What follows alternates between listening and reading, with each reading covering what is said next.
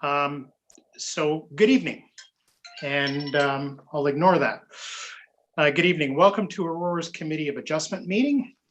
I'll start by introducing the committee members and staff. My name is Tom Plamondon, and I am the chair of the Committee of Adjustment. The remaining members of the committee are Clarence Louis, is vice chair, Steve D'Angeli, Daniel Lajeunesse, and Michelle Boyer. The secretary treasurer is Prashanthi Manoharan, and planner tonight, I don't see him here on my screen, but I would imagine it's either, is it Matthew here tonight? I don't see him on mine, but Santa. Oh, okay. Yeah, Sorry. right there. And the council's secretary coordinator is Ashanti Sanji. This is a public meeting, and it is being audio and video recorded. It is an electronic meeting. Your name, address, and any other personal information are being recorded in accordance with the Municipal Act and the Freedom of Information and Protection of Privacy Act. This will help our town clerk prepare accurate minutes and to create a record that is available to the general public, including on the town's website. Questions about this collection should be directed to the town clerk. Please be advised that the reports being considered tonight are available on the town's website. Should you wish to receive notification of any of the decisions of tonight's meeting, please complete the appropriate form. Owners and agents will automatically be notified. And that can also be done through the town clerk's office if a form is required. For each application that will be considered tonight, the following process will occur. I will briefly outline the purpose of the application, and then the applicant or agent will then be given an opportunity to make a presentation. However, one is not required. It is the applicant's decision whether they wish to speak or let the application proceed on the merits of the information as received. Following any initial comments from the applicant, I will invite members of the public who have an interest in the application to come forward and address the committee. Those members of the public who wish to speak must clearly state their name and their address. After completing a form, which is available through the town clerk, you may obtain a request for notification if you are a member of the public. Each individual may speak only once on an issue, and once discussion has commenced in respect of a motion, no further presentation shall be made. If you require any technical assistance with your presentation, please let me know, and we will make sure that that is available to you. Please ensure that all questions and/or comments are directed through me as the chair, and if relevant, I will request the appropriate person respond. It should be noted that the applicant will be given an opportunity to respond to any question or comments should the committee feel that it is appropriate. So with that, we'll get going on tonight's meeting. And I will look to the committee for approval of the agenda for this evening. Daniel, thank you. Your mic is not on. There we go. Perfect. Sorry about that. So yes, I move that we approve the agenda as outlined in today's meeting notes. Thank you. Thank you. Seconder? Michelle, thank you. And all in favor? All right. So just for the record, when we are moving through the agenda and where motions are required, you'll see members of the committee raise their hand if they are supporting a motion. And if they are not, and I call for either abstentions or those not supporting, again, hands will be raised. Okay, I will ask the members of the committee, are there any declarations of pecuniary interest and general nature thereof for the agenda this evening? And I see All heads shaking no, and that's terrific. Thank you very much. Moving along, I will look to the members for adoption of the minutes of our meeting on October the 8th, 2020. That's meeting 2007. So a motion to adopt as printed and circulated, please. Clarence, thank you very much. Seconder for Yes. that? Stephen, thank you. All in favor? And that carries. Thank you. All right, so we'll now move into the presentation of the applications for this evening. So the first application that we have this evening is minor variance application for 5011097 Ontario Inc. And this is at 150 Addison Hall Circle. This application, the owner is requesting relief from the requirements of the town's comprehensive zoning bylaw 6000-17 as amended to permit the construction of a one-story industrial building. And the following relief is being requested. A, section 5.5.4D of the zoning bylaw shall not exceed 2 driveways in number and shall be at a width of 7 meters, 7.5 meters at both the street line and edge of pavement. The applicant is proposing 2 driveways in number with a width of 9.0 meters.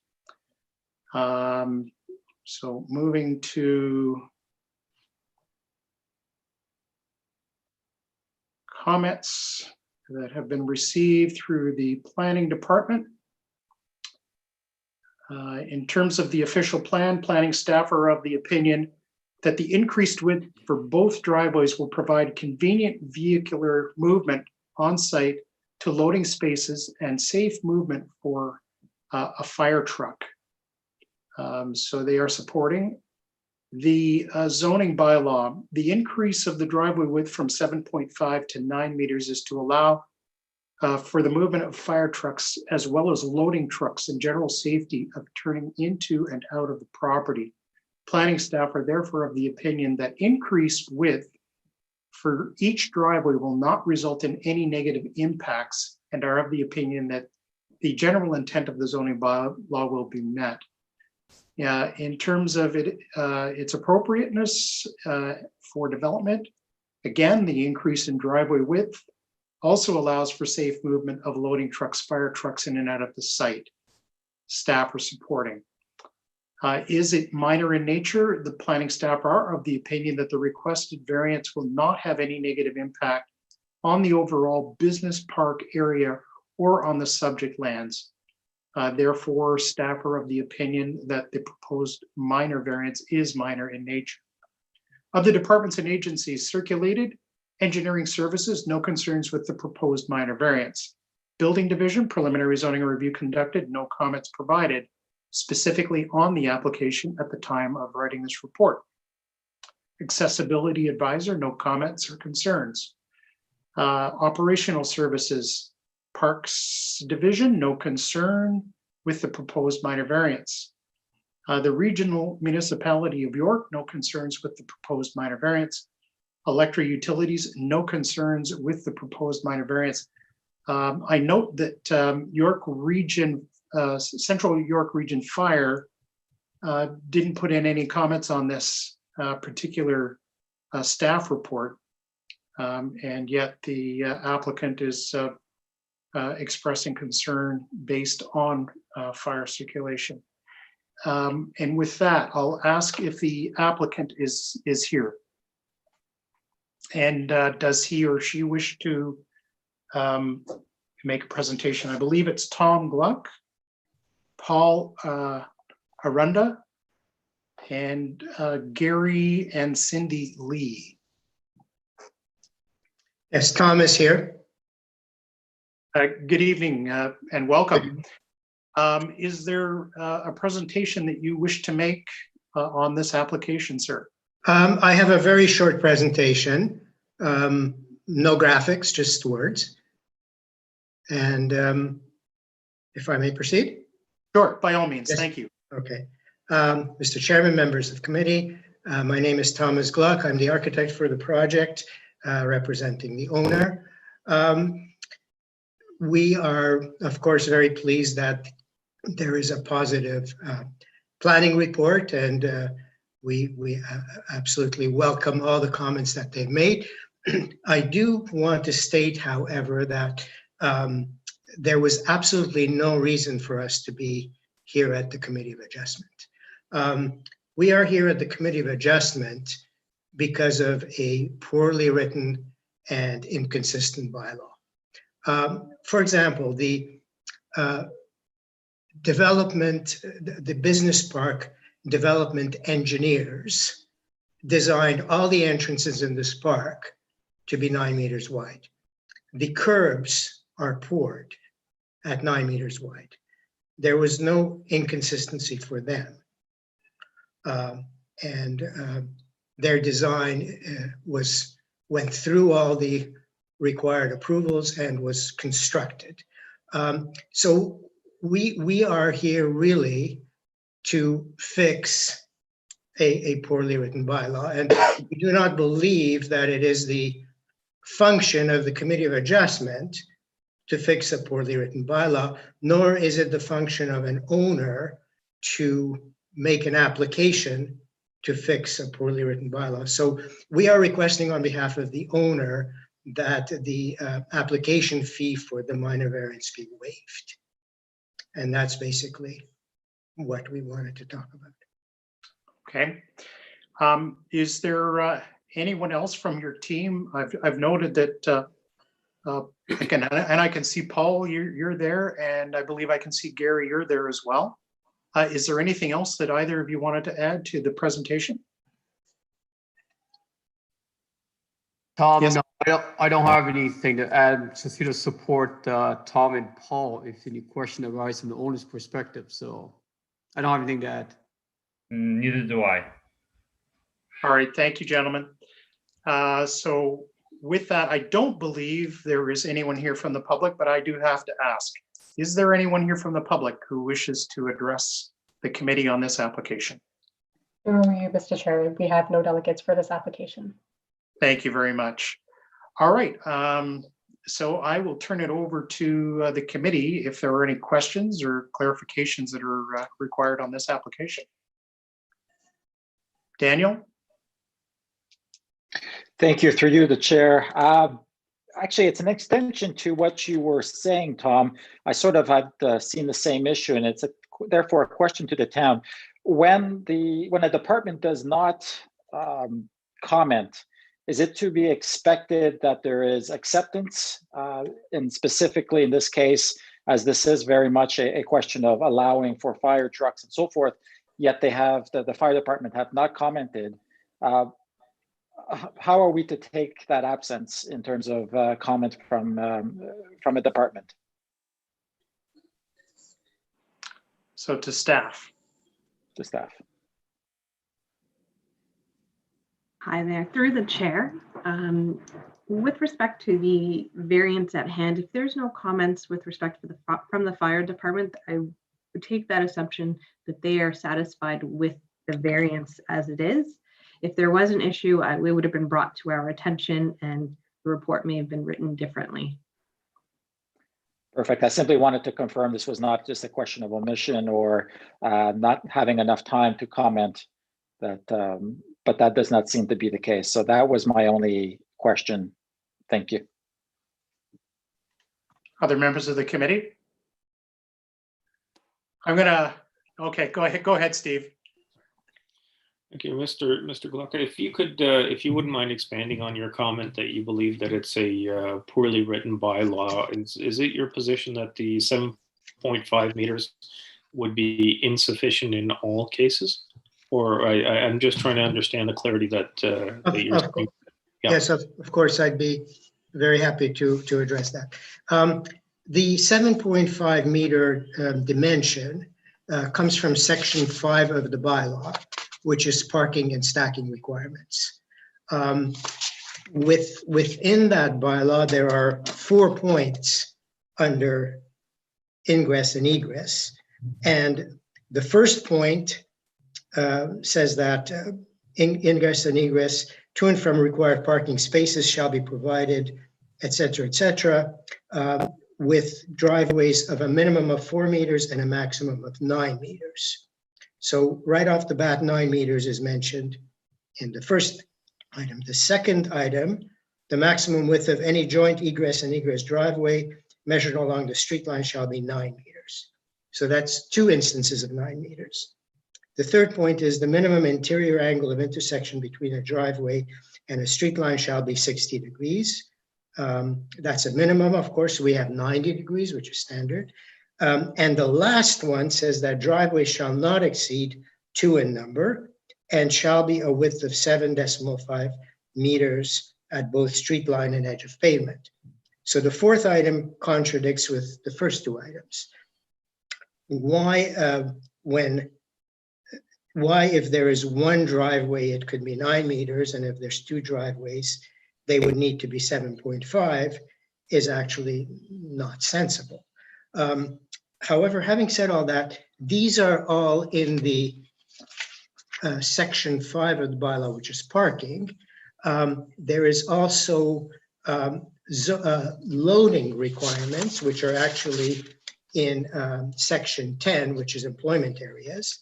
And what it says under loading requirements is that loading space shall have adequate access to permit ingress and egress of commercial motor vehicles from a street by means of driveways, aisles, maneuvering areas, and similar areas. So it does not limit the width of an access for loading. Now, for an industrial facility like this, the access points serve both loading and parking spaces. So for a zoning examiner to say that only the parking space dimension shall apply is a contradiction. The bylaw is not clear in how it should deal with loading space, loading access that is also part of parking access. So this is where the contradiction is. And again, as I mentioned, the subdivision engineering was completed with 9-meter driveways. And the engineering was of course approved. And in fact, the curbs are built at 9 meters. So there should actually be no discussion as to the acceptability of 9-meter driveways. And we should not be here at the Committee of Adjustment. Thank you. If I may just follow that up and give staff an opportunity to comment on the, the apparent inconsistency in the parking bylaw and inconsistency with the loading requirements.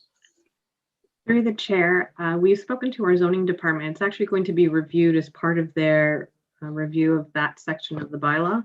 This bylaw was just approved in 2017, has been amended a couple of times, and just recently again in a housekeeping amendment. So we will be looking into that with our zoning department in very shortly to review this driveway issue. Thank you. Thank you. So is it staff's position that they're acknowledging that there is an inconsistency in the current zoning? At this time, our zoning department is going to review it and look into variances that have been coming in and what's out on site, as Tom has mentioned, through the site already having had these curbs already. So it's going to be a review with our zoning department to figure out, is there an issue? Are we getting a lot of variances? And we need to look into this and do a housekeeping.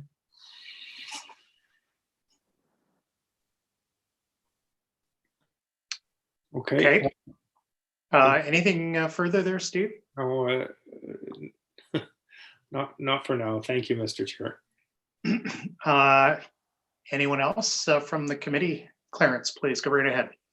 Yeah, I appreciate just through you, Mr. Chair, the town's current position on whether or not there is an issue, but it doesn't really help us, I suppose. And I'm trying to follow up Steve's question. I mean, so is it the position of the town that it cannot advise us at this committee meeting, one way or the other, whether the identified inconsistency of the applicant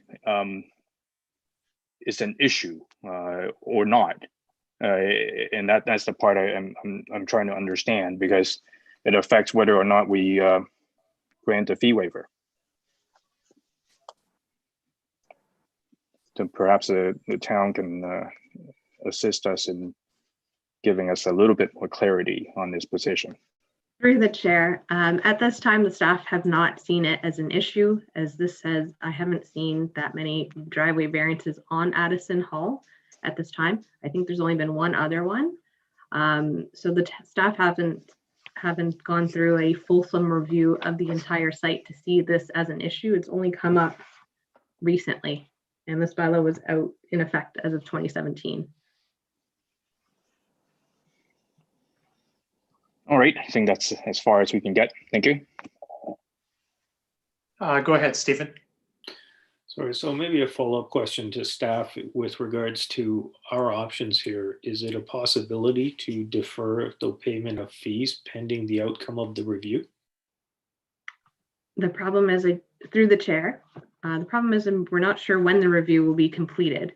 So having the applicant go through a variance now allows them to go through and get their building permits at a reasonable time, whereas a review from the town, I don't have a standard date from our zoning department to confirm when a fulsome housekeeping amendment will be reviewed.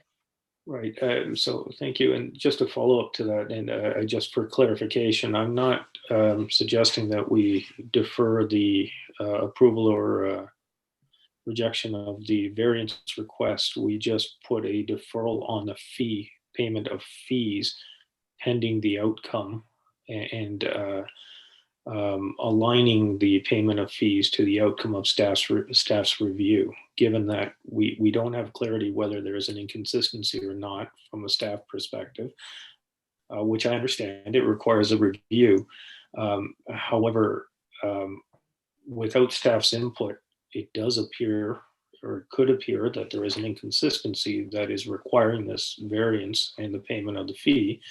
And should we grant the variance without the clarity of whether it is due to an inconsistency or not, it's very difficult for us to determine whether a waiving of the fees is appropriate. So I'm just wondering if it is an option for us to defer or have a decision that is contingent upon the outcome of the review and any zoning amendments that are made.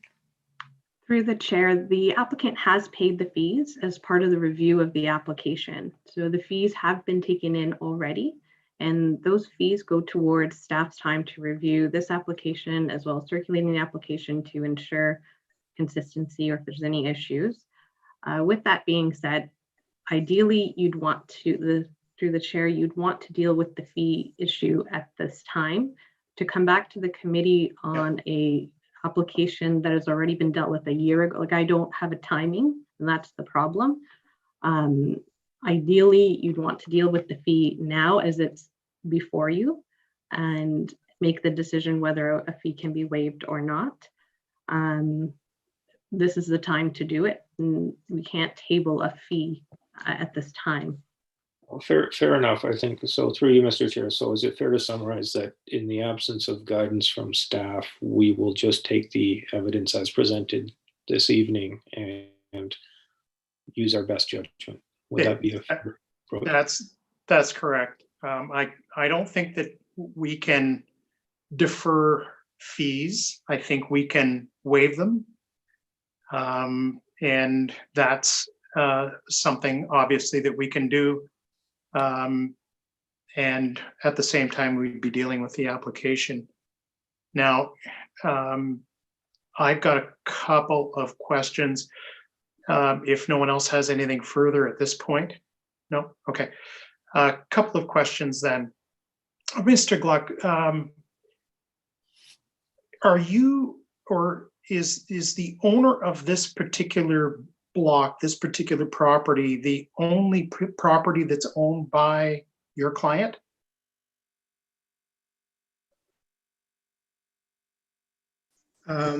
I can Well- answer the question, perhaps, Tom. Yeah, yes, that's the only block we own. That's right. So Gary, then let me ask you, when you purchased the property, the curb cuts were already there. And I suppose the curbs were there and the streets there. And when you purchased the property, other than for that, there really wasn't anything else that you thought would have come into play at this point in time with regards to moving your project forward. Am I correct? Correct, Tom. Okay. I thought when I first looked at this, Mr. Gluck, I thought when I looked at that north entrance there, because it was skewed off a little bit to the south, and you have to come off of the street, and then there's a bit of a dip, if you will, in the landscaped area up at the northern end of the property. I thought maybe something had occurred there, that there was I was looking for a fire hydrant, but there is none. I was looking for a light post, and I don't see anything marked on the drawing. So I thought that maybe what had happened was you made a request to get around it, and the curb cut was something that you initiated. But if that's not the case, or just confirm that that is not the case. That is not the case. Okay. No, this is how the subdivision engineering was designed prior to the property being purchased. Right. Let me go back to staff then really quickly. Rosanna, are all the curb cuts in this area, are they all finished? In other words, are they all in place? Through the chair, I'm not aware. Okay. Let me ask the applicant, is it to your knowledge, are all the curb cuts in place, at least on this street? Yes, sir. They are. Yep. Yeah. Which would then lead me to believe that we are going to be looking at quite a few more applications coming forward once those properties are sold and applications for permits come forward. And yeah, I am of the mind that normally what happens in these applications is that the applicant comes forward and is asking for something outside of what the regulation asks for, but you're not. You're asking for something to be corrected that's already there. So it is of no fault of your own that you're before the committee. And while while I understand that the fees really are there to cover staff's time to go through the process of reviewing the drawings and the application, the circulation of material and what have you, I think at this point, we're going to be facing quite a few more of these. So I'm just going to caution the committee that in all likelihood, unless the town goes ahead and reviews this very quickly and amends, does a housekeeping bylaw amendment that corrects this particular situation, or on the other hand, goes back and recuts all the curbs and, modifies the street and what have you, which I doubt would occur.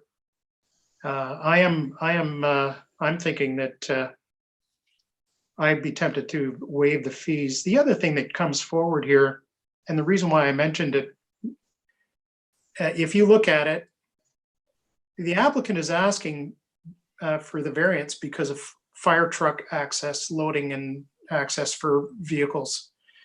The fire route width is 6 meters. That's what the fire truck needs to get in and around. So I don't believe that really is an issue. From the applicant, I can't see that being an issue. I know the fire department very well, and I know that 6 meters is the town standard, and it's that way because of the equipment that the town has in order to get into the site and fight fires. So I don't have any other further comments, but I wanted to make the committee aware that I have a funny feeling we're going to be looking at more of these if we don't get a housekeeping zoning amendment before we get more applications. So with that, if there are no other comments, if we can deal with both with one motion, or if you want to do them separately, we can do that. If there are, actually, let's do it separately. Yeah, we may not get unanimity on both, so let's do them separately. So if I can get a motion on the application itself. Clarence, please. Yes, thank you, Mr. Chair. I move to approve minor variance application 2020-20, subject to the conditions specified at Appendix A of the staff report. Thank you. Seconder? Michelle, thank you. Calling the question, all in favor? Okay, that passes. Can I have a motion on the request from the applicant to waive the application fees on this application? Clarence, please. Yes, thank you, Mr. Chair. I move to approve the applicant's request for a fee waiver with respect to minor variance application 2020-20. Seconded by, I see Daniel's hand up right away. Thank you very much. I'll call the question. All those in favor of the motion? And I don't see anyone against. Fine. So that carries as well. So gentlemen, your request for the minor variance has been approved, and the request to waive the fees for this application has also been approved. So I thank you very much, gentlemen. And Thank you. Thank you. Wish you a good night. Thank you. All right, members of the committee, the next application that we have before us this evening is minor variance application for 183 Kennedy Street West. And this is file number MV 2020-21. The applicant is requesting relief, is requesting the following relief from the town's comprehensive zoning bylaw 6000-17 as amended to permit a reduced interior side yard setback for a newly proposed two-story detached dwelling.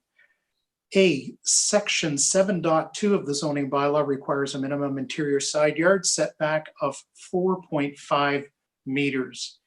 The applicant is proposing an interior side setback of 1.02 meters to the westerly interior side property line. And just got my comments from staff here.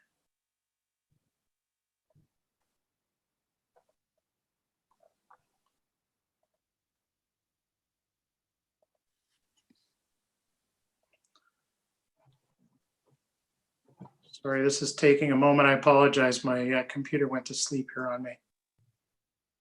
Okay.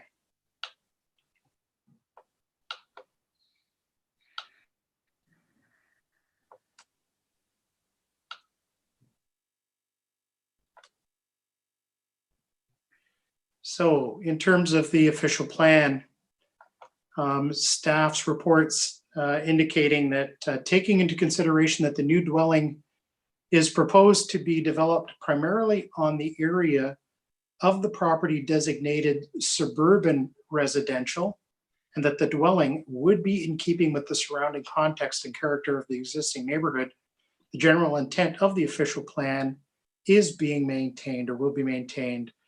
So staff are of the opinion that the variance meets the general intent of the official plan. And in terms of the zoning bylaw, based on the configuration, the two dwelling units will not be located within close proximity to one another. That is the dwelling unit to be built and the dwelling unit to the west. As such, no conflicts as it relates to achieving adequate separation between buildings will exist.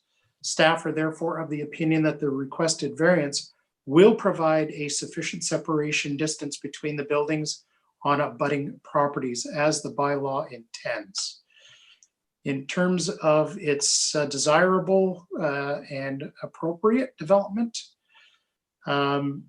staff have no concerns regarding the scale, height, and location of the dwelling, given the generous front setback of 24.06 meters or 79 feet.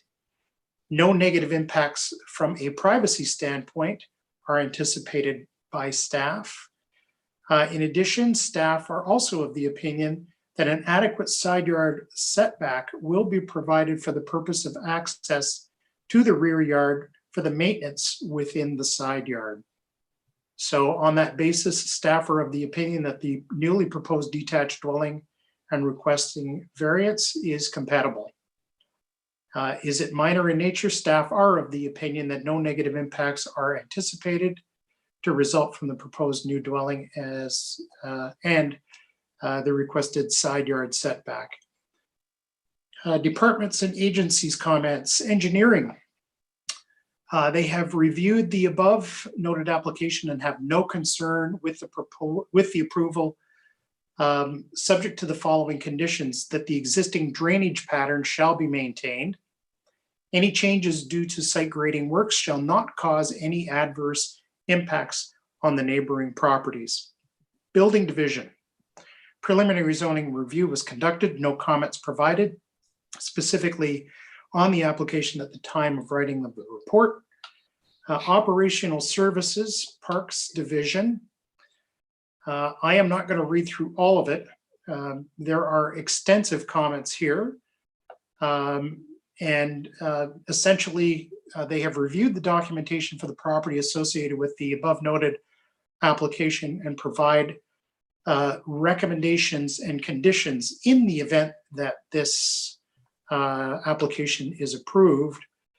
There are comments specific to an evaluation report prepared by a certified arborist or professional registered forester outlining all of the impacts that this proposal will have on existing and current remaining vegetation. In addition, the report shall include a schedule of monitoring the ongoing site work through a series of scheduled site visits by the arborist forester /forester during the post-construction to ensure the vegetation preservation measures remain in compliance throughout the project. That the owner be required to provide vegetation compensation and a replanting plan in accordance with the Town of Aurora tree removal, pruning, and compensation policies. That the owner shall agree to comply with the Town of Aurora tree permit bylaw number 5850-16 prior to the removal of any trees on the property. The owner shall agree to provide financial securities based on the total value of the tree compensation evaluation and all arboricultural works as defined by the town and the owners, arborist or forester. Accessibility advisor reviewed the application, has no objection. Central York Fire, no comments received at the time of writing this report. And Lake Simcoe Region Conservation Authority, again, based on our review of the submitted information in support of the application, it is determined that the proposal is generally consistent and in conformity with the natural heritage and natural hazard policies of the applicable provincial and regional plans. However, condition A, that the owner shall pay all development fees to the Lake Simcoe Region Conservation Authority in accordance with the approved fees policy. And B, that the owner shall obtain a permit under the Ontario Regulation 179-06 prior to the proposed development and site alteration taking place. Legal services, no comments received. Region Municipality of York. Region Municipality of York has completed its review of the above noted minor variance and has no comment. And Electric Utility, no objection. And before I ask for the applicant, I'll just ask the applicant if the applicant has reviewed Appendix A, which is the recommended conditions of minor variance, and has no comment. and up. Oops, have we run into a glitch there?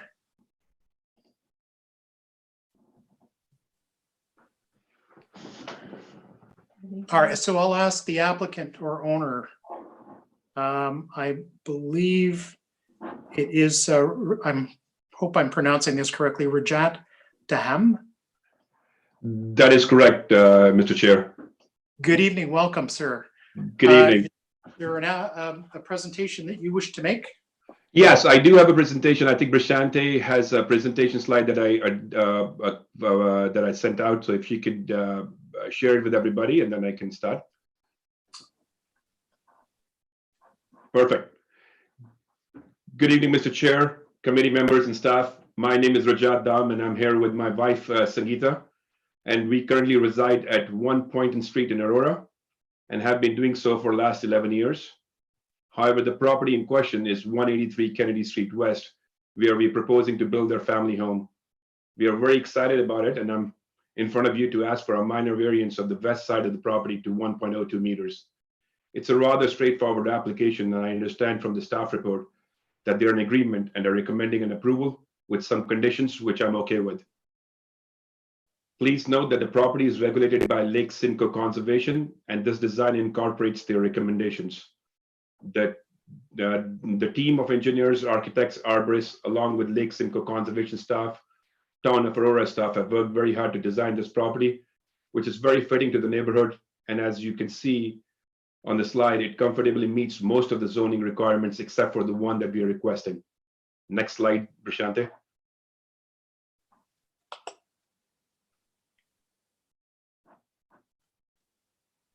Brashante, I'm looking for a next slide, please. Whenever you're ready. Yeah, thank you. Oh, no, that's good. Thank you. The purpose of this slide is to demonstrate the current versus a proposed setbacks. Left side is the current site plan, and the right side is the new proposed one. There is an existing bungalow with a detached garage that exists on the property. As a portion of the property is on floodplain, Lake Simcoe advised us that we need to build a dwelling that sits on the top of the slope area that's marked under the yellow square, roundish square that you see.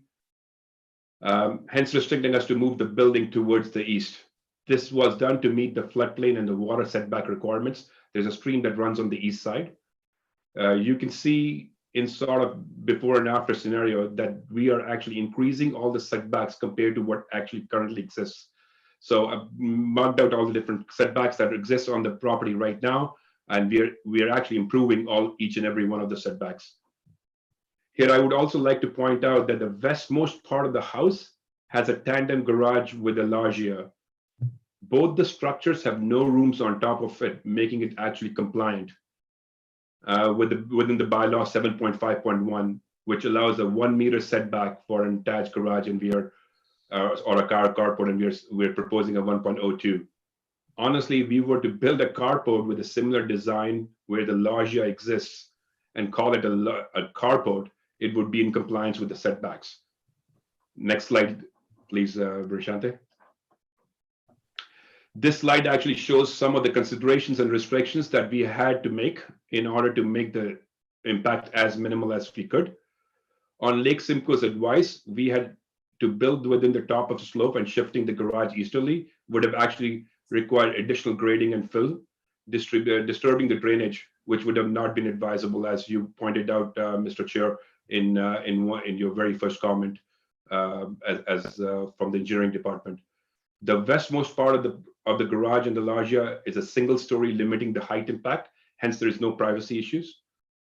Tandem garage, which makes up most of my west side, is allowed a 1 meter setback anyways. And we are proposing a 1.02 meter setback. That's a repeat from my last slide.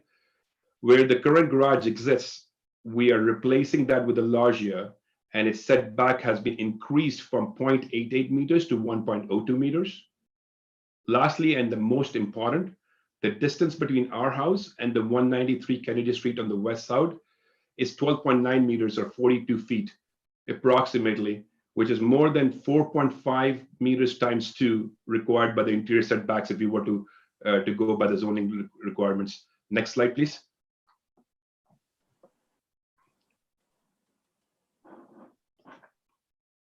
Oh, Mr. Chair, hopefully this time is not being taken away from me. No, I'm just kidding. No, not at all. Not at all. Yeah, we are not builders or developers who are trying to maximize profits or square footage. We are planning to build a forever home for our family. So based on that, we wanted to make sure that any actions that we do take are actually supported by our new community.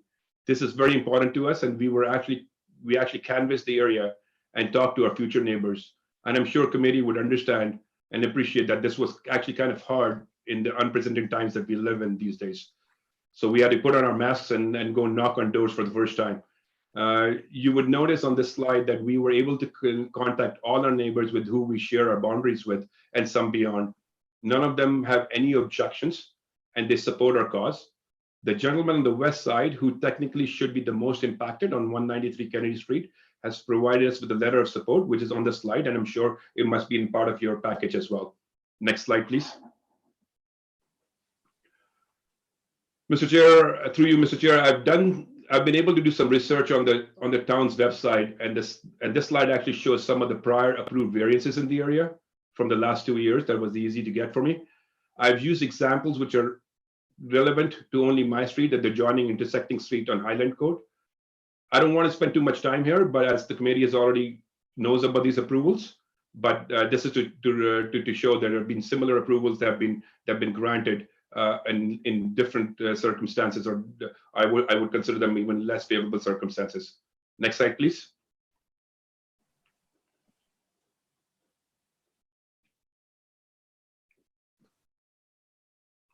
Prashant, the next slide, please.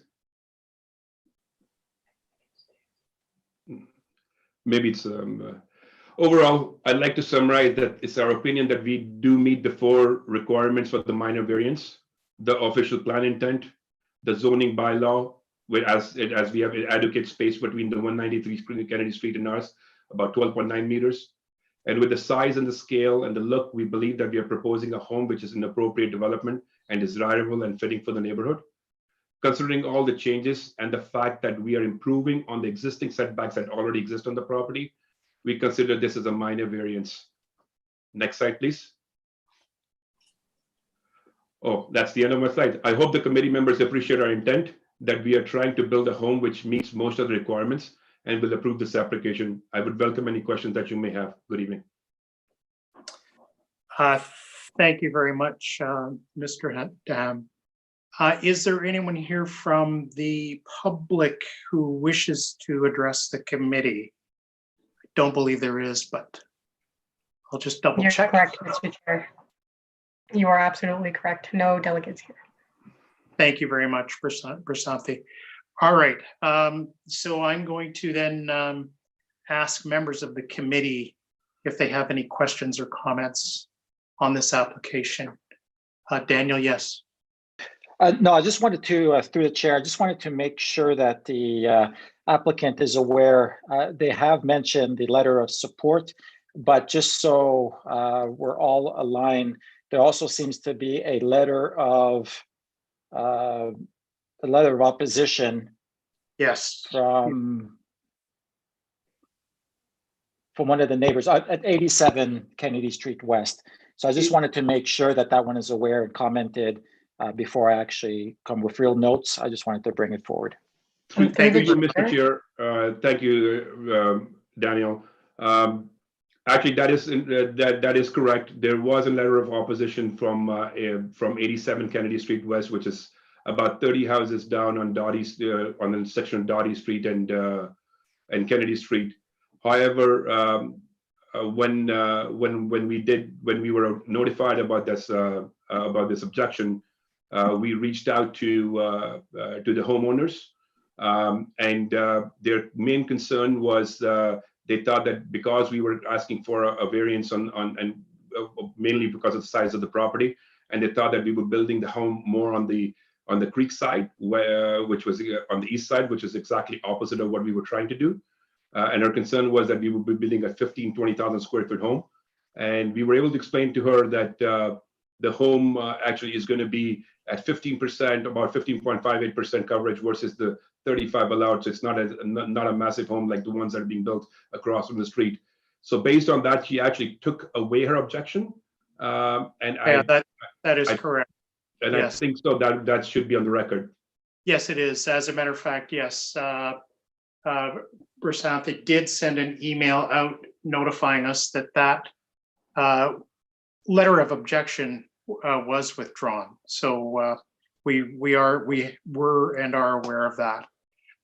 Daniel, I'll let you just continue then if you have any comments or questions leading into the application. Daniel, your mic is. Sorry. off. I was just going to say thank you. That does help to expand as to why the letter was withdrawn. So maybe I should have stated that, but I just wanted to sort of understand what caused it and then how it was overturned. So I very much appreciate that. So the only question I want to go down, or only thought I want to go down, is when we look at these, we obviously have the 5 main questions that we have to ask ourselves, and frequently, as our chairman will frequently go down the path of, is what is the difficulty in following those specific guidelines? There's a lot of property available, and obviously the look and feel is one that you have. But could you comment as to why you believe that the home requires the extra frontage, and could you accomplish it if you were to stay within the guidelines as per the bylaws? Yeah, thank you. Through you, Mr. Chair. Appreciate the question, Daniel. And we would actually prefer the house to be a little bit more moved a little bit more east, as I have about 9 meters of clearance on the east side, versus it's mainly on Lake Simcoe's conservation's recommendations because of the creek itself. Also, more importantly, there is an existing driveway which butts in and pretty much on the same spot that we are trying to build the garage in, and on the west side. If we had to relocate that driveway, let's say about 3 meters more west, that would require a lot more fill, disturbing the grading for the entire neighborhood, and hence will cause more drainage issues. So it was more advisable to keep them the way it is. The property, actually, the way, if you look at the property, this property is on the lower part of the slope. If you start going a little bit more west, the elevation rises almost good about 3 meters. So even from 183 to 193 Kennedy Street, there's about an 8 feet difference in probably within the 100 feet of distance. So that would have actually caused more drainage issues. Making it about the watershed is probably the best answer you could have given me. So I appreciate that. Thank you very much. Other members of the committee? Michelle, yes. Through you, the chair. I noticed on the property, it's a beautiful property, so congratulations. Thank you. In your move, and I'm sure your family's excited to get over there. But there's a lot of beautiful big trees and a lot of vegetation, mature vegetation, and my concern was, in building this new home, these big beautiful trees, how do you intend to protect some of the big mature trees in that area versus just chopping everything down, and then planting twigs in its place? So I just wanted to get your thoughts on that. Through you, Mr. Chair, I appreciate that, and thank you for your comments about the property. We do feel very proud to be able to go and hopefully get our life set there. One of the reasons which attracted us to the neighborhood actually is those trees that you're talking about. That's the whole reason for us to have a property where our kids could go up and with a little bit more, I would say, a mature neighborhood. So we are going to do everything possible in order to make sure those trees are protected, including and not limited to that. We've actually encountered. We've already engaged with an arborist who's helping us out draft a plan to how to protect them, including I believe there are there are ways during the construction itself that they're on a grading plan that there have been suggestions as to how to kind of border or kind of make sure that there is enough. I'm starting to say fencing that protects the trees. More importantly, we've also explored, if required, with an arborist, we explode on technologies where we would do pile-on drillings rather than complete foot drillings to avoid in order to save those trees. There are, as mentioned, I think there'll be 1 or 2 trees that are right, which we can do much about, but we can probably be looking at compensation plans and make sure that we plant enough trees. That's the whole reason we're moving into that neighborhood. Okay, thank you. Thank you. Thank you, Michelle. Clarence? Nothing? Steve, please. Thank you. Through you, Mr. Chair. First of all, I'd like to commend you on your presentation. You've actually addressed many of the concerns I had coming in. So, you've clearly given this a lot of thought. I really have only 2 questions left. One's a follow-up to Michelle's question. When I visited the property, I think one of the key aspects is the mature trees that are existing between the property at 193 and your own. When I looked at the renderings, it looked like those mature trees on the west side would be maintained and that the building envelope would not require their removal. Is that the intent? That is the intent, and absolutely. We are actually explored. Sorry, I should have said through you, Mr. Chair. And we have explored technologies, as I mentioned, in which we drill instead of doing continuous foundation blocks. I don't know what they're exactly called, but our engineers are looking into that so that we maintain each and every tree that we could. Even in our current home, though we are in one of the new subdivision, we planted some massive trees in our home. And we're I won't call them we are tree huggers. We were tree lovers, though. Fantastic. Thank you. The second question. So through you, Mr. Chair, I just want to confirm my understanding. So on the westerly side, that one garage that does not have any, second story above it. So if I understand your interpretation of the zoning, were that to be a carport, it would only require a 1 meter side yard setback? Was that the way that I understand? Through you, Mr. Chair, actually, even with the garage, and as long as the garage, it's at section 7.5.1, either a garage or a carport, as long as there are no rooms on top of the garage, would allow a 1 meter setback. So I have a tandem garage there, and there is no restriction in the length of the garage. So the issue does not arise there, and that's not where the existing garage is. The issue arises because we are trying to build a loggia, which kind of replicates almost the same thing as a carport because it's open garage. It's an open scenario, on exactly where the existing garage is, and that does not, because it's not labeled as a carport or a garage. It does not meet the bylaw requirements. Okay. So thank you for that. And so through you, Mr. Chair, just a question to staff. If I could just get an understanding in terms of the distinction and what we're looking at here, where there would be more so confirmation and just in staff's words, where the distinction between a 4.5 meter side yard setback and the 1 meter side yard setback comes into play, and why we believe the 4.5 is applicable here. So Rosanna, I don't know if I was clear with my question. Oh, sorry, you're on mute. Could you repeat the question again? Sure. So what we've been told here is that given the structure, and I guess the integrated structure, I mean, the minor variance is to reduce the 4.5 meter side yard setback down to, I'm sorry, 1 meter. Are we looking at 1.02. 4.02. What we're hearing here is, were that to be a carport, that the side yard setback would be only 1 meter, and it would be in compliance.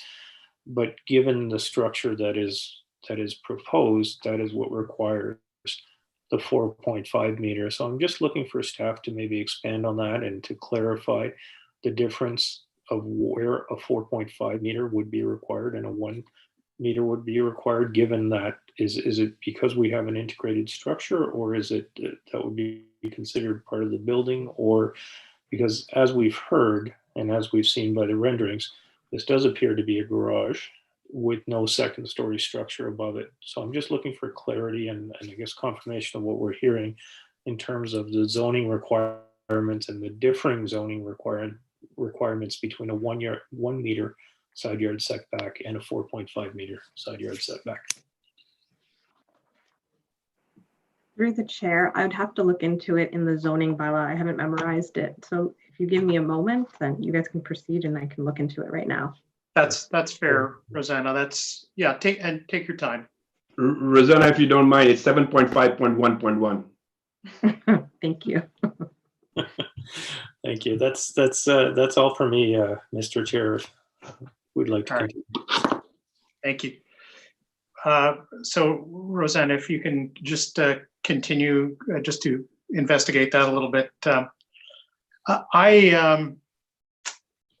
I guess I've been on this committee longer than anyone else, and I do remember some of the previous applications that you brought up. And I can tell you that the ones that you did bring up were for things like sheds, pool cabanas, eave projections, and none of them were even close to the 1.02 meters you're asking us to consider for the entire length of your home.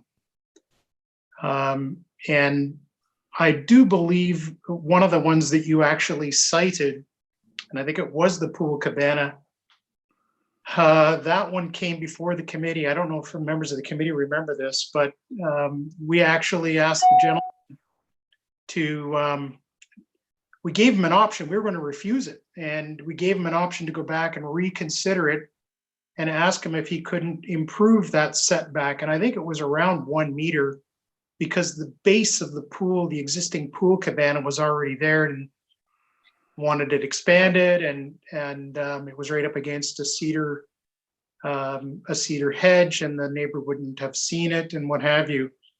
I'm testing my memory there, so I'm not going to claim that I'm 100% on this one. But my point is that one came back, and I think it was around 2.7 or 2.8 meters, if I'm not mistaken. And that was a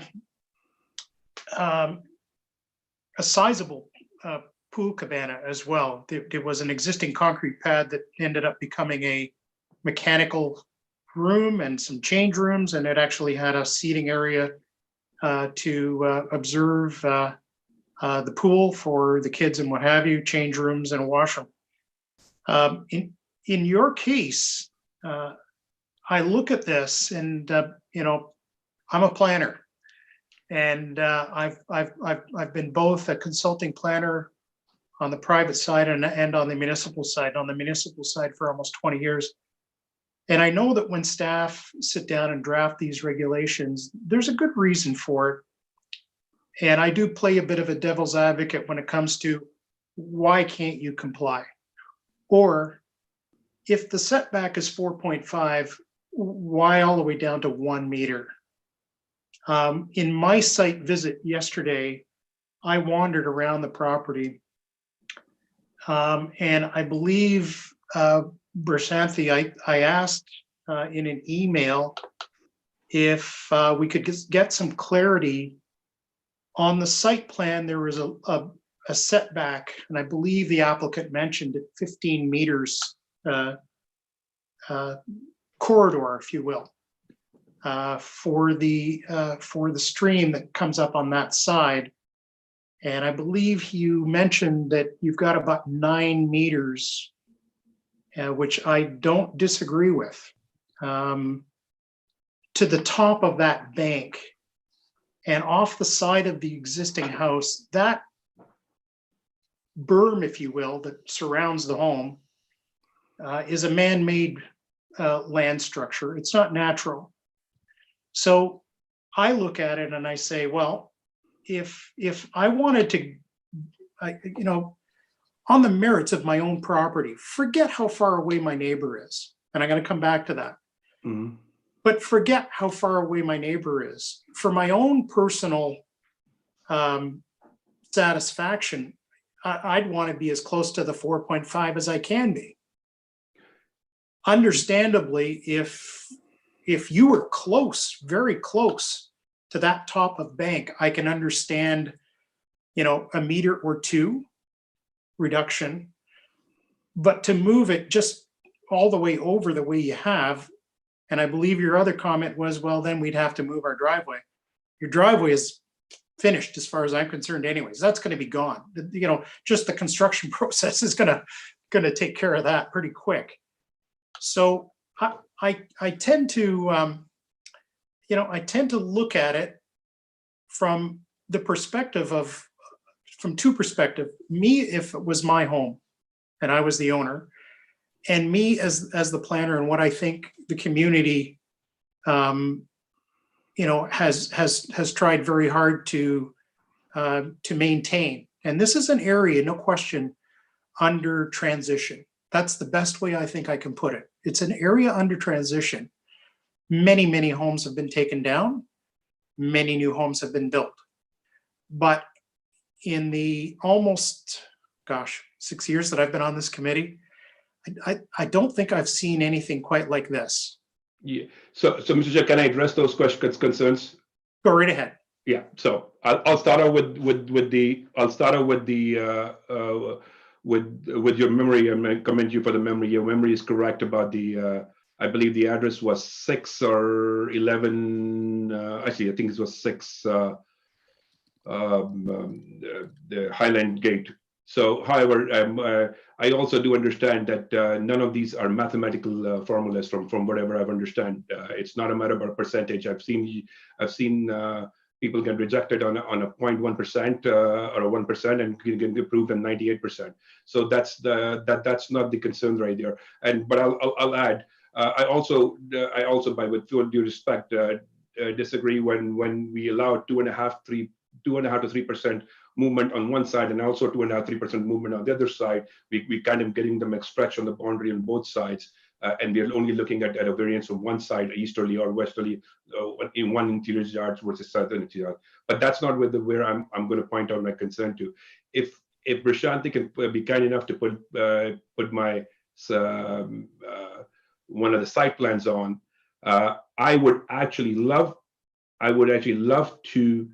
Yes, I would actually love to get my property to be a little bit more eastern. If you would notice on my property, there's a top of the slope on the property. Even though you mentioned that's a man-made scenario, Lake Simcoe does not see it that way. From a Lake Simcoe's perspective, for us to be able to maintain the elevation and to be able to maintain the floodplain concept, I've been instructed very clearly from Lake Simcoe not to go beyond that existent top of the slope, and that's my problem. I would actually love to have my property. You must appreciate this is a sizable amount of property, and then compared to the neighborhood it is, I would love to have this property 3 meters over or 4 meters over, actually 3 meters over, and have a third facing garage on the property, because it adds a lot more value to my property in order to do so. And I'm not allowed to do that just from a Lake Simcoe's perspective. And there are 2 reasons why. One is that if you put the grading concept itself, if you look at the grading at the garage itself, it's not a matter of me changing the garage over. If you look at the grading on the bottom slope of my garage, it's at 261.80 meters. And where my property is supposed to come on the top of the slope in order to maintain the floodplain, I have to go 262.80 meters. So and this grade already exists. If I move it easterly, I will have to go a fill right from the top of from the bottom of from Kennedy Street all the way to the top of the street, which will mean a massive grading change to the area and changes to the habitat on the water course side. So this has actually been recommended. It's not my first choice. It's actually not what I want to do for my property. It's totally based on what Lake Simcoe is converting me to do that. If you could convince Lake Simcoe for me to go move the property 4.5 meters on the east side, I would actually love it, and I would enjoy that a lot, because that is not what I want to do in this scenario, right? So it's Lake Simcoe's control. If you notice, actually maybe I could make my screen a little bigger. Prashant, if you can move the diagram so that I can see the rear of the property, please, the southern exposure of the property. If you notice, my southern portion where the building is also right at the top of the property of the hill. I was not allowed to go 1 foot over that top of the slope in order to even incorporate my wife's choice of having a larger kitchen. So this is actually being done only to manage the Lake Simcoe conservation. As a matter of fact, if we were to go back and design a property a meter over on the east side, Lake Simcoe will decline that, and this is subject to Lake Simcoe conservation anyways. They will decline that plan of mine. So this is, as a matter of fact, it does not. I'm in no interest. It's actually one of the move points for us that we have fought with Lake Simcoe quite a bit in order to try to go over the slope, even though and my argument was exactly what your argument was. That's a man-made hill, and I can add another 5-10 feet to it, and they won't allow me to do that. Now, to address the other concerns, where you see the large here on this property, it says X wood-sided garage, which you must have noticed today or yesterday when you went to see the property. That is maintaining a 0.88 meter setback anyways right now. So I'm actually making it better aesthetically, and I strongly do believe once the staff members come back and give you the bylaw readout on the garage, which is with no rooms up on the top of it. It will actually mention that the bylaw will share 1 meters, not 1.02 meters, which I'm in my means to do so. And you'll notice at the front of the house, which is where the second garage is, I've maintained the exactly 4.5 meters, which is allowed by the bylaw provisions. So hopefully that answers your question. And yes, if you can convince Lake Simcoe to move this property eastwards, I would appreciate that, and I would welcome that. That interjection from you. I can sympathize. I can sympathize with you. I think I probably gave you too much information when I told you I was a planner, and I've had my I've had my meetings with the Lake Simcoe authority on a number of applications in far more sensitive areas than this. I understand what you're saying. I do understand what you're saying. When you talk about, that slope, and the fact that Lake Simcoe are basically saying, well, yeah, it might be man-made, but it's there, and we feel that it's, it sets the boundary, if you will, or the limit of the boundary of the building envelope. I'm wondering, if the use of retaining walls would have allowed you to, at least where you've got your window wells that project a fair distance out on the east side, you know, the use of, as I say, of a retaining wall, and then being able to use that, it looks to me like it's in excess of a meter or more to Yeah. shift the property, you know, further east would have been an improvement. And I don't, you know, I obviously, your application is before us today, so I can't, unless you want to request a deferral. No, Miss. I'm actually glad that you're pointing that out, and I wish we had this conversation earlier as well. So that window wall, the window well, was based on the height of the windows that we planning to put in. From Lake Simcoe's perspective, I'm not allowed to do that.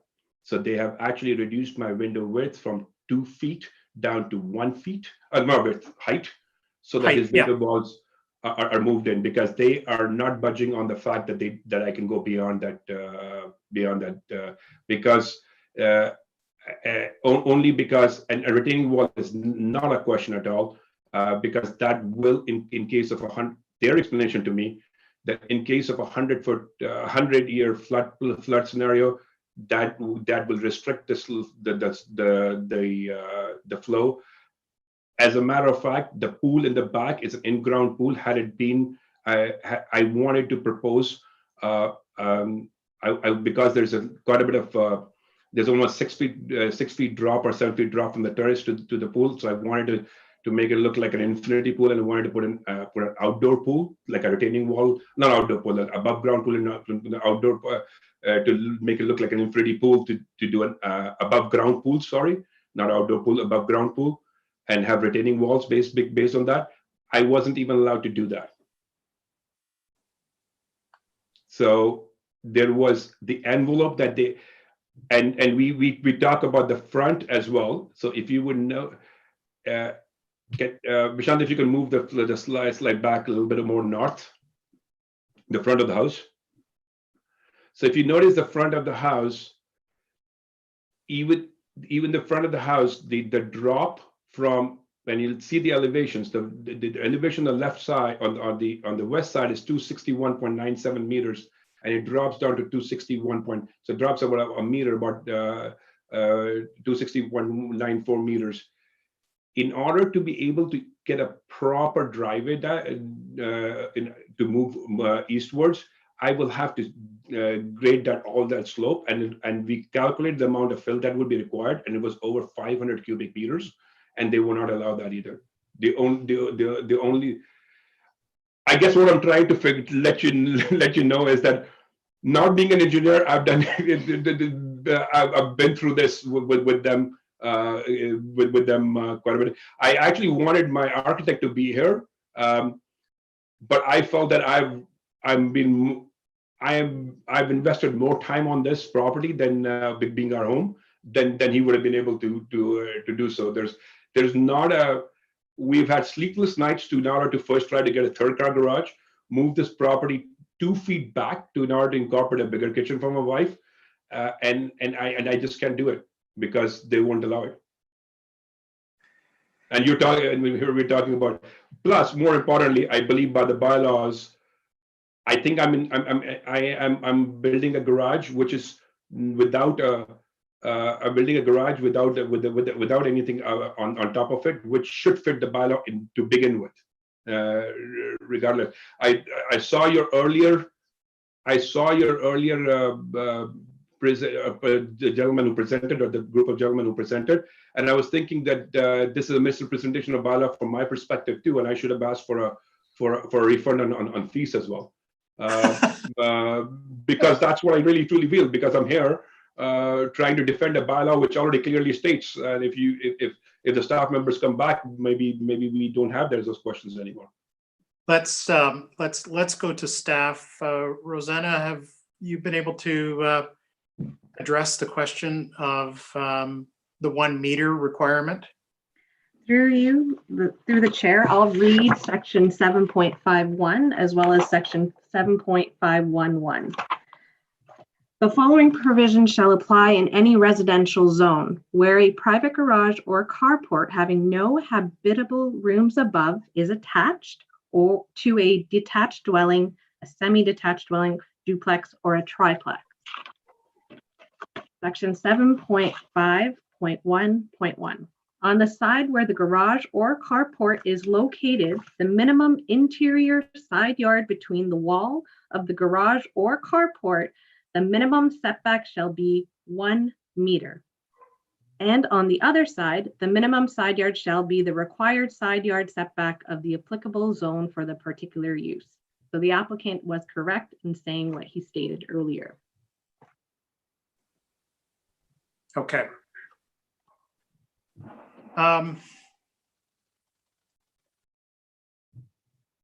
So let me then, Mr. Chair. yes. So if I can ask, so why is the minor variance needed? I perhaps I've misunderstood the reading there, but it sounds to me like we have a garage on the one side, no hospitable dwelling above it. So why do we feel that the I'm unclear why the 4.5 meter is applicable here. Is that a question for me or? No, sorry, for staff. No, this is a question for staff. Rosanna, is there special provisions on Kennedy? No, it's for the entire town. Okay, but even within the zoning bylaw, there may be special provisions in certain zones. Correct. So I'm wondering if this is an exception zone in the zoning. I've got the zoning bylaw. I can look that up here as well. That's going to take me a few moments, but it does beg the question if in fact what you're saying is correct. He's showing 1 meter, no habitable space. It's all garage. If I'm looking at the drawings correct. Through the chair, it is actually the zoning department that determines the preliminary zoning review that this came about. He may not have residential above the garage, but the house itself, does it?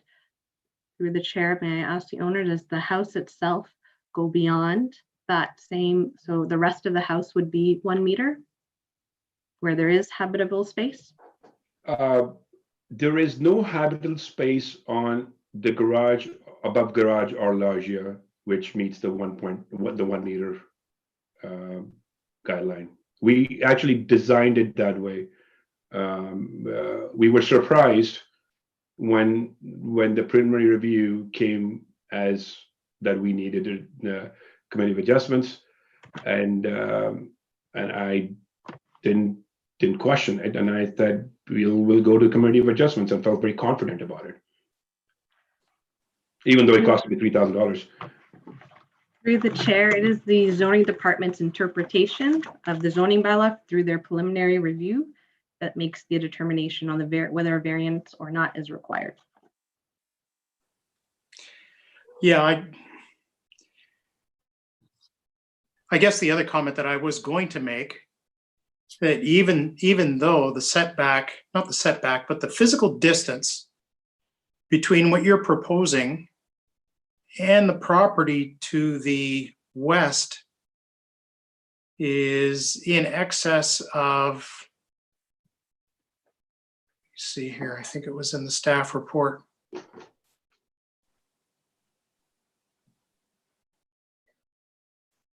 "42 feet. It's 12.9 meters. I think you had also mentioned it. That's right.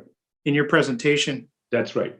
You know, I've also seen instances where in this community, where a homeowner decides that he wants to build an extension to a very large home, and he comes right to the setback.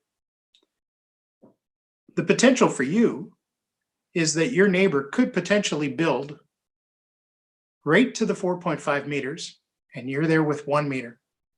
And the physical distance between two very large structures is 5.5 meters. That's right. So may I address that, Mr. Chair? Yes, in the future, if that was to happen, it could happen. I cannot foresee a future. I don't foresee. I don't No. foresee.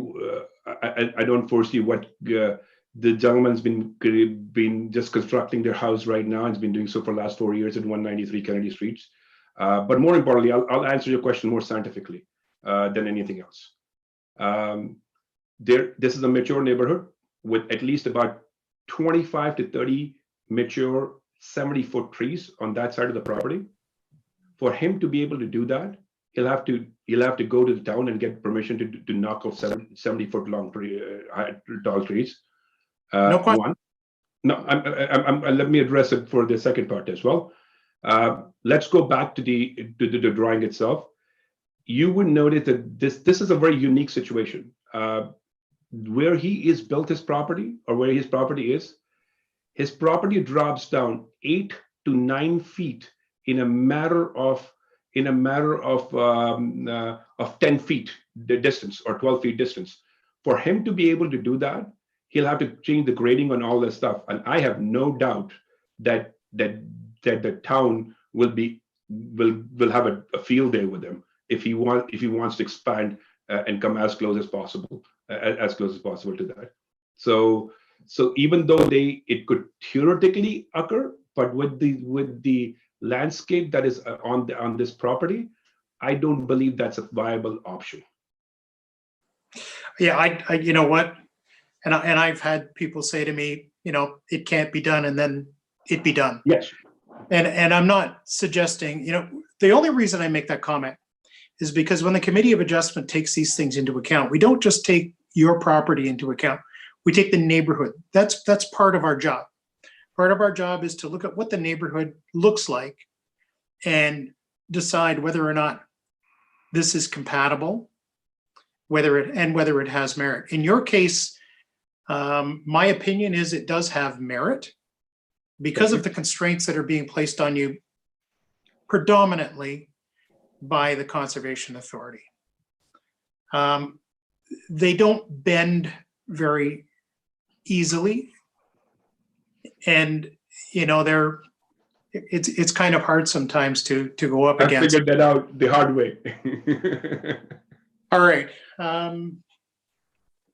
I'm throwing that out because in my case, I would probably suggest to you that I would be much happier supporting a reduction to setback to something more like 2 or 2.5 meters, which is, I'm not using a precedent here from anything else that we've done, but strictly from a planning perspective and from a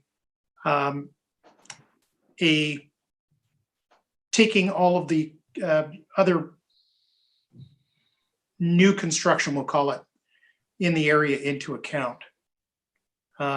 So, that's kind of where one voice is coming from. That's mine. So, Mr. Chair, we still have not addressed the fact that I shouldn't have not been here anyways. I'm technically. We can't comment on it. Honestly, we have to rely on staff. We're faced with making decisions. The staff read the report. The staff read the bylaw, an interpretation of the bylaw. The staff read the bylaw, and I would appreciate the committee to consider that and make their existence with the fact about the Lake Simcoe limitations. I'm not coming with it. There is a bylaw which states with the carport that it's 1 meter anyways, and this exactly the same way that we are expecting to predict some future that might happen. This is I'm hoping that the committee would appreciate that as well, right? So those bylaws are written and are was clearly read out, and I did not know that it could be an exception. So if you were looking at that, and I would appreciate that if I would, and I'd be delighted to be educated on that, because I did not feel and I did not see that there was any restrictions on Kennedy Street itself. But having said that, no, it's let's be clear. It's your decision. If you feel that there's an argument to be made that you shouldn't have to even appear before the committee. You can request a deferral of your application back to staff to get an interpretation of the regulation, because we can't rule on that. That's not our job. Okay. No, I understand. Appreciate So it. it's total, it's your decision. You know, you may lose a month. If you can meet with staff and. Well, I'm not losing a month, Mr. Chair. I'm losing a possibility of being able to dig this year. And I'm losing appreciate that. I'm losing a possibility of, and that's close to $30,000 in expenses for me. Time is of essence, is what you're saying. Right. So, well, there's carrying costs. I'm not a rich man. It's the carrying costs on the, even though it might sound like I'm on 183 Kennedy Street West, but there are carrying costs, and regardless of the fact, I do believe that even if I was to move this 2 meters over, it'll have a provision of Lake Simcoe's approval, it'll be a never-ending cycle. Lake Simcoe will not approve that, right? And Lake Simcoe will, and it's not just me reducing the footprint of the home. They would not approve me my moving of the driveway, and I can't have a house which has a driveway 2 meters more east, and the driveway runs 2 meters west. So regardless of the fact, I'll be in a catch-22 situation, and I'm improving I'm improving the existing garage position anyways. I'm taking it from 0.88 to 1.02 meters. Yeah, you're taking the length of a garage versus the length of the house. Okay. And I appreciate this. And, you know, I think you've done an amazing job of laying out all of the hurdles that you've had to go through to get it to where you've got it. So I commend you. Thank you. Even taking on the Lake Simcoe Conservation Authority. Thank you. Appreciate that. Just to get to where you are today. I'm sorry. I apologize. I've kind of taken probably way more time than I should. No. Listen, this is very educational for me. I appreciate that. It's very, very educational for me. I believe I wish I had a planner like you with me to go to Lake Simcoe and say it's better to move this 2 meters over, and I would I'll have a delighted son who wants a 3-car garage, because now in order for him to get into his car, he has to be proposing a tandem garage, and he has to go back and forth with my garage. So he would, and well, in one way, I think it'll be better for him because he won't be able to sneak out as easily. But, so it kind of works. Your parental motives there. All right. I am anything further from the committee resulting from any of my rants this evening? Seeing none, I'm going to look for a motion on this application. Stephen, please. Yes, thank you. Through you, Mr. Chair, I move that with respect to minor variance application 2020-21, 183 Kennedy Street West, that we approve the application subject to the conditions outlined in the staff report. Look for a seconder. Wow, you have your pick. All right, Clarence, thank you. Let's call the question. All in favor? You know, and I'm going to support this. And the reason I'm going to support it is because I think you have exhausted the options before you. So I am going to support your request, even though it may not have appeared that I was going to. Appreciate it. Appreciate it. I was getting a little edgy though. Thank you so much. Now there is a question of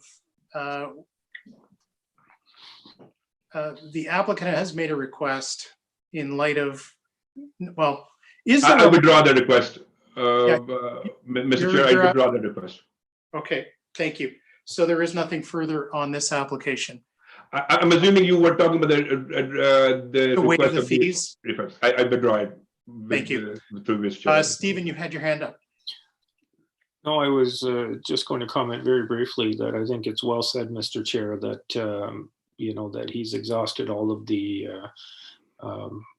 means to try and comply with Lake Simcoe, and that entered into my consideration as well. I think you've answered our questions quite well. I came to this committee session with quite a few concerns and questions, and I think you were extremely well prepared.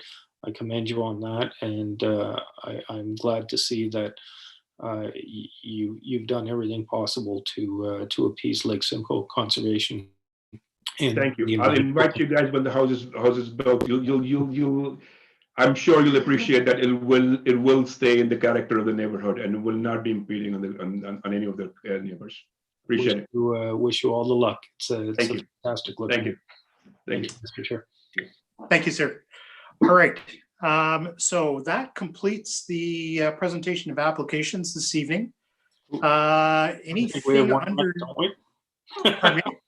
Through you, Mr. Chair, I think we've still got one left. Oh, you're right. I'll be okay. Yes, we do have one more left. Minor variance application for 117 Bridgepoint Court. This is file MV 2020-22. The owner is requesting the following relief from the requirements of the town's zoning bylaw 6000-17 as amended to permit an existing deck in the rear yard. A, section 24.407.3 of the zoning bylaw allows decks to encroach a maximum 3.5 meters into the minimum required rear yard of 7 meters. Hence, a minimum of 3.5 meter setback is required from the rear property line to the edge of the deck. The applicant is proposing 3.12 meter setback from the rear property line to the edge of the deck. B, section 13.1 of the zoning bylaw does not allow buildings or structures other than prescribed uses in the EP zone. The subject deck is partially encroaches into the EP zone. Moving through to planning comments, in relation to the official plan, there will be minimal impact on the overall scale and massing of the building. The deck will not be visible from the public street and therefore will not affect the visual quality of the streetscape character. In terms of the zoning bylaw, the variances are not anticipated to negatively affect the natural heritage features associated with the Holland River in which the EP zone intends to protect. Staff are of the opinion that the requested variances meet the general intent of the zoning bylaw. And the desirability of the development of the property, the deck will be sufficiently away from the mature vegetation to the south to avoid any environmental impact on adjacent greenland system. Staff are of the opinion that the variances are considered desirable for the appropriate development of the property. Is the application minor in nature? Staff are of the opinion that the requested variances are considered minor in nature and have no objection to the approval of the application. Staff are recommending that the approval be conditional on the owner satisfying the requirements contained in the Lake Simcoe Regional Conservation Authority's letter dated November the 4th, 2020, which includes remitting the outstanding review fee and obtaining a retroactive permit for the deck. Staff have advised us that this deck is existing. Departments and agencies circulated, building division preliminary zoning review conducted to confirm the variances required for the application. Engineering and operational services, no concerns with the proposed variances. Electra, no concerns with the proposed minor variance. Central York Fire Services, no comments provided at the time of the writing of the report. Legal Services, no comments provided at the time of writing of this report. York Region, no concerns with proposed variances. And Lake Simcoe Region Conservation Authority, again stating no concern with the proposed variance, subject to the owner remitting the Lake Simcoe Region Conservation Authority review fee and obtaining the retroactive permit.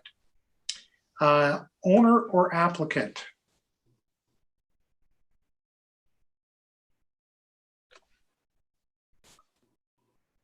Conservation Authority, again stating no concern with the proposed variance, subject to the owner remitting the Lake Simcoe Region Conservation Authority review fee.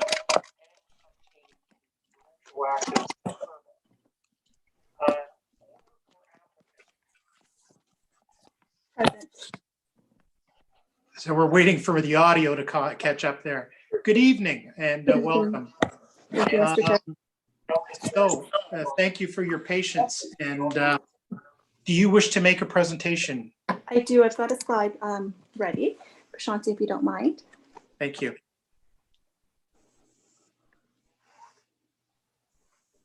So good evening, Mr. Chair and Committee of Adjustment. We're here today to request a relief for minor variance application MV 2020-22. Sorry, next slide, please.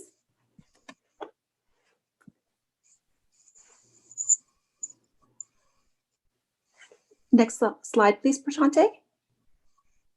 Or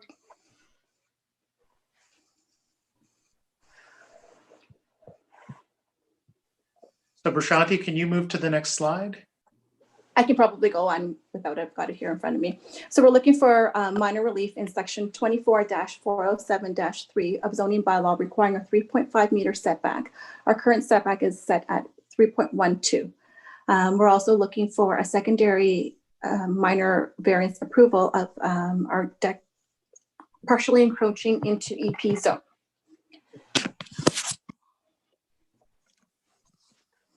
Why extend our deck? Sorry, next slide, please, Prashante. Why extend our deck? We're a family of 5 with 3 young children, ages 5, 2, and 1. When COVID-19 pandemic started in March 2020, we found our children trapped in our house with no outdoor facilities to play safely. We exhausted all of our indoor options. We even went as far as buying a bouncy castle, setting it up in our living room to try to help with some of their energy that they had cooped up inside, and that was very short-lived.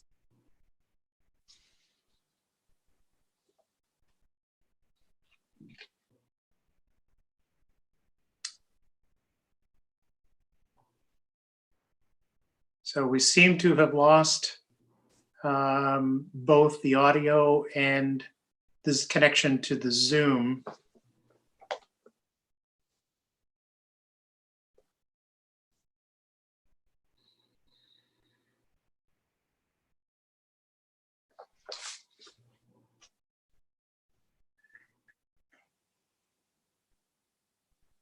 So perhaps, Prashanti, if you can continue rolling the slides forward, we can read them on our own.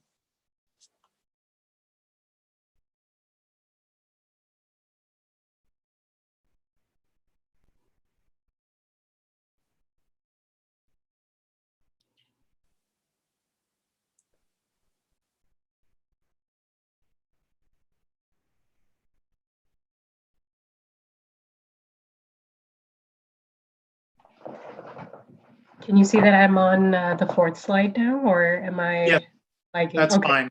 Okay. So basically, let me just continue through it then. So our deck measures 3.12 meter setback, which is purely an error in measurement. The variance we are proposing is 0.38 meters, which is less than 15 inches. So that's fine. I don't feel I should add anything more to it other than what we see. So next slide.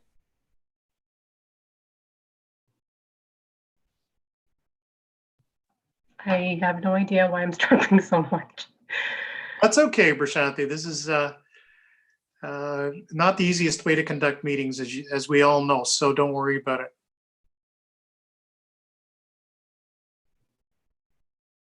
Do you see the pictures now, or? Not yet. Shante, why don't you enable editing? That could be the problem in terms of not being able to move it. Oh, there you go. Maybe I'll just do it this way because it seems like when I go into presentation mode, I'm having issues. But Sure. these So pictures- from left to right, there we have the deck stairs coming down. And then the top of the deck with the projection. And then all the way over, we see the basically the structure supporting the deck. And okay, next slide. So in this slide here, we see the blue arrow just shows the area of the 0.38 meter encroachment. Next slide, please, Prashante. So does this meet the 4 pillars of minor variance? Does the application conform to the general intent of the official plan? Yes, the requested variance complies with the development policies and standards contained in Aurora 2C secondary plan and urban design guidelines. LRSCA did not identify any environmental concerns with the encroachment into EP zone. And I've already reached out to them and they've very kindly and very quickly sent over a bill for us to pay upon approval. Does the application conform to the general intent of the zoning bylaw? The requested variance only applies to a very small portion of our southern extension of the deck. The majority of the deck meets the maximum rear yard encroachment allowance. The property maintains an adequate private outdoor amenity space as noted in the staff report. Next slide, please, Prashante. Is the application desirable for the appropriate development of the land in question? Many of our neighbors have upgraded their backyards to include decks, pools, and landscaping. We're maintaining our property in line with the neighborhood. The property is large enough to accommodate the deck without compromising the rear yard amenities. Is the application minor? Absolutely. We're looking for approximately 15 inches in variance setback. The deck meets the intent of the town planning policies, design, and guideline. We thank you for reviewing our application and look forward to hopefully approval. Those are our 3 little girls. All right. Terrific. And thank you for the presentation. I think we more than got the essence from it, and the application that you made was quite complete, had some photographs in it as well. So appreciate that very much.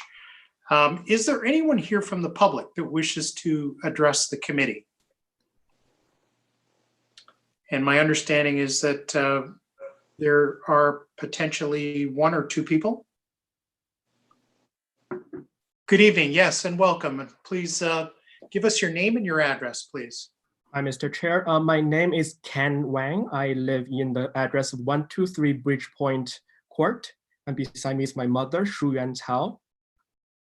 Good evening, welcome. Thank you. And your comments on this application are? Yes, we are opposing the application for the minor variance on this case. Okay, and are there any reasons for that? Yes, I do. I actually have I prepared something to say, if that's all right. Yes, by all means, yes, please go ahead. Thank you. And good evening, Mr. Chair. And through Mr. Chair, I would like to say good evening to the honorable members of the committee, and also to Rosanna and Berthante, and also the applicant, Annie. So thank you for having me here. And as you know, my name is Ken Wang, and I will be speaking on behalf of my parents, Shu Yuan Cao and Zhenqiang Wang.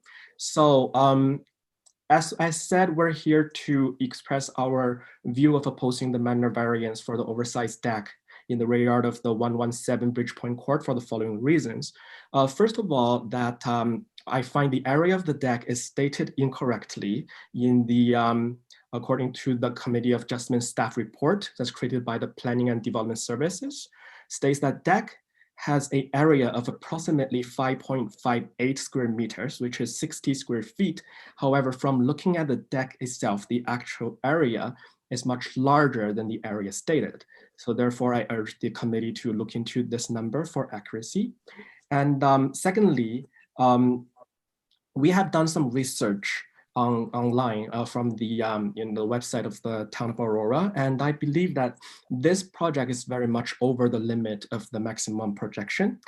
From the zoning guide for decks, balconies, and open-sided roofed porches published by the Building Services Division of Town of Aurora states, I quote, open-sided roofed porches not exceeding 1 story in height, uncovered terraces, patios, decks not exceeding 3 meters above grade in the rear yard needs to obey the maximum projection of 3.5 meters, including eaves and cornices. So since this deck has the height of 2.14 meters stated in the staff report, and the depth of this deck is way over the maximum projection. And we confirmed this information with Taylor Cole, the application and permit coordinator from Town of Aurora. And she also agreed that it is the correct information. So therefore I question why this guide was not taken into consideration in the staff report.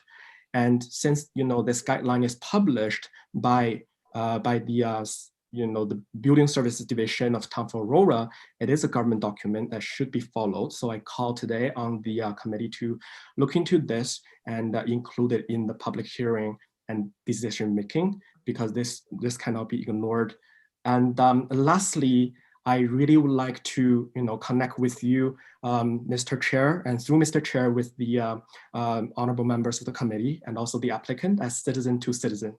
And the reason that I'm very much concerned about the construction of this oversized deck is that it violates our privacy in our own house.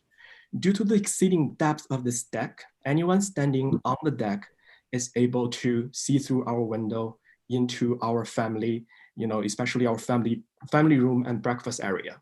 And I know this because when I'm sitting in the, sitting on my sofa watching TV and in the breakfast area eating, I can see a large part of the deck. And I believe that everyone will agree with me, in common sense, that in the direct linear view, if I can see you, you definitely can see me, right? So last night, my mother actually sent 2 pictures along with the written component that we sent earlier on Monday to the Secretary Treasurer about how much of the deck we can see from our own house. And I hope you had the chance to review them. It really impacts very much on our family's mental health, because knowing that we are under constant watch by others from the deck whenever it is in use, I think you would agree that it is stressful. And tonight, I really ask for your empathy, from all the, through Mr. Chair, from all the honorable members of the committee, as well as from the applicant, to put yourselves in my family's position.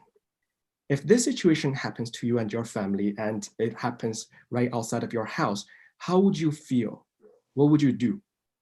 I mean, perhaps that, my family tonight is the lone voice opposing in this public hearing simply because the deck is closer to our side and it impacts us directly. And so tonight I ask Mr. Chair, and through Mr. Chair, the honorable members of this committee, to emphasize with us. I realize this may not be a huge public issue, but it has a very much negative impact on our family's privacy in our own home. And just before I conclude, I believe that the town's zoning guide is published to protect every resident's rights, and any exceptions should not be made based on the violation of others' interests. And I know, and I empathize, that it is a difficult time and difficult situation for the applicant, but I don't think this can be avoided, and done based on violating other neighbors' rights for privacy. And I believe this could have been avoided, if they get a permit following the zoning guide before the project began. And I just want to express that my family is not doing this to make trouble for the applicant. They're very nice neighbors. We've talked to them, and we understand that they wish to have a space in the backyard to relax in the summer. And for their 3 little girls, I can especially emphasize with that because I'm expecting a baby girl myself in December. And this is a very difficult time, but I mean, COVID-19 is not only affecting the applicant's family. After all, we're all stuck at home. And I wish that everyone can emphasize that we're not only stuck home, but on top of that, from the deck, we can be constantly under watch from people in our own house. So this is why we're opposing it. And I like to believe that the applicants did not realize this when they first started this construction, but I do hope the applicant can realize it now. And, from all these reasons, but if the applicant still cannot be convinced, I believe the committee will make a fair and just decision that can protect my family's property rights. Thank you very much. Thank you very much for your comments. They are noted and well presented and well received. So I'll ask if there are any other members of the public who wish to address the committee this evening on this application. And Samantha, if I'm not mistaken, I don't think there is anyone else.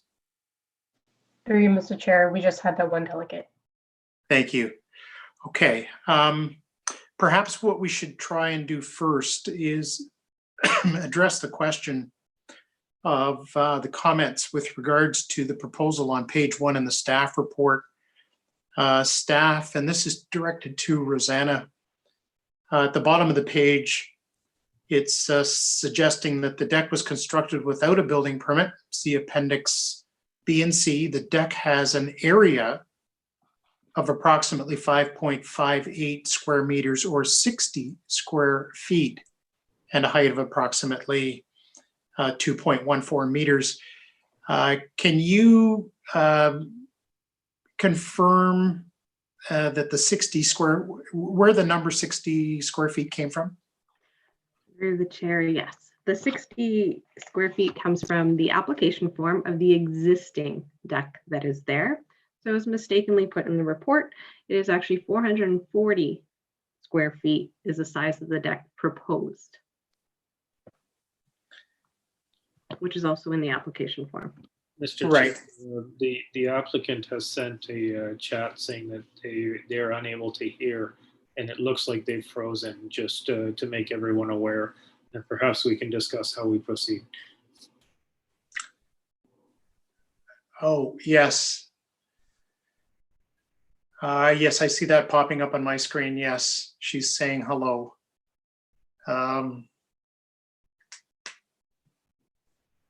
Annie, if you can, yes, re-log in and we will give you a few minutes to do that. So let's just hold off until she is able to reconnect to the meeting. Shouldn't take more than a minute or two. Modern methods for conducting meetings.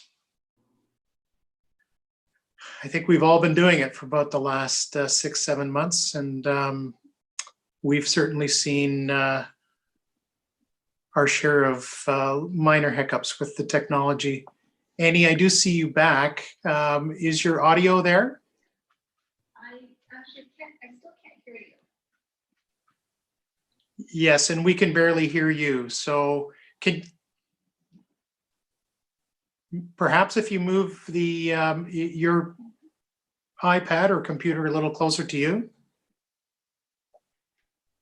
Did the rest of the committee hear me okay? Can you hear me now? You, through the chair, yes.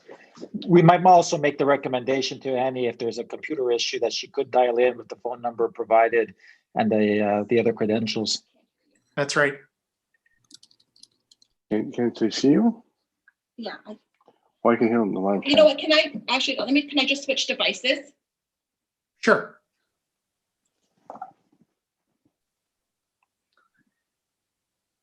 Do you have Zoom on here? We could hear her now, so I'm not sure what the issue was. She came back. It sounds like it might be a bandwidth issue, but Yeah. you froze earlier. Yeah. Yeah.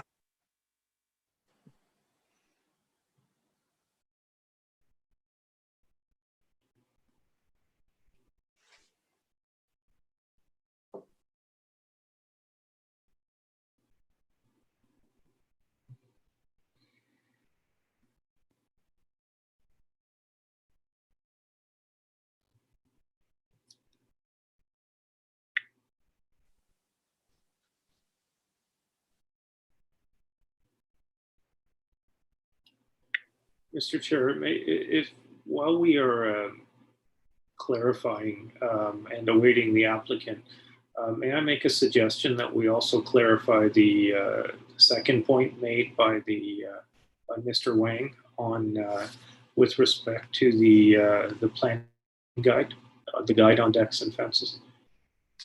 Welcome again. Yes, we can certainly do that. I can hear you now. You're back. Yes, All right. back. Thank you. So we were talking about the clarity that we were looking for. If you missed it, the area of the deck is 440 square feet. That was corrected. Correct. And if we can deal with the other matter on the guidelines for decks, just ask staff for clarity on that.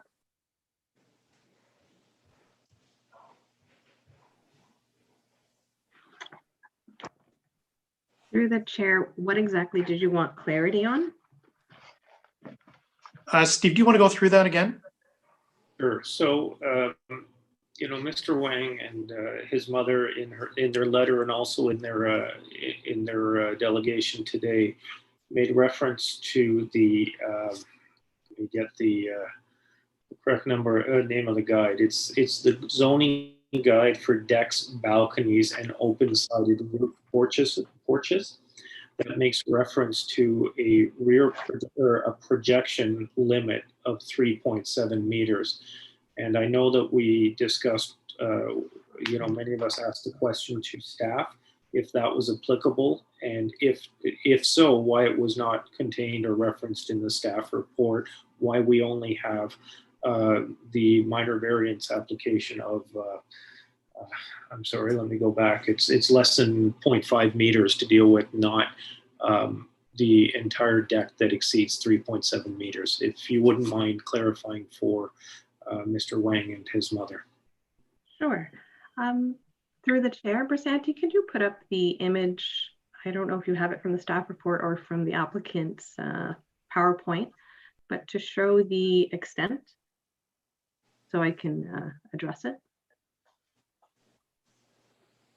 Just 1 second. If you can't, that's fine. I just think the clarity would be there. Like the picture in Appendix A?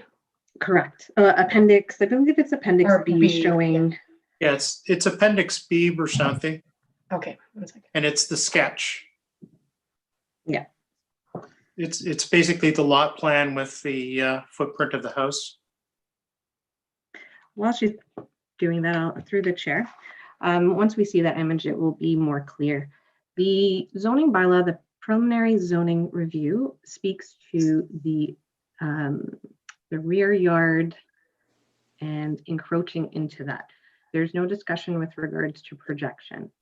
So it's, I think the image would be much easier to explain.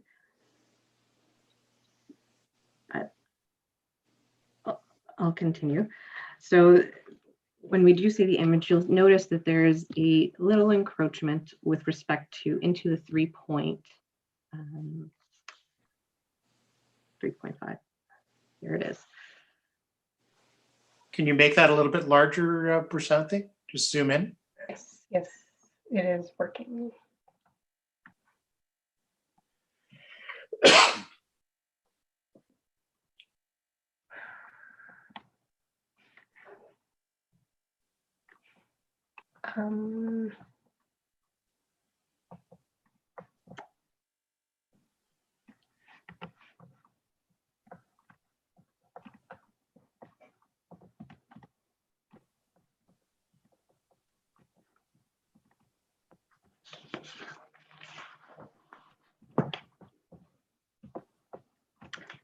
So I'll just read the zoning, the minor variance that's being before you tonight.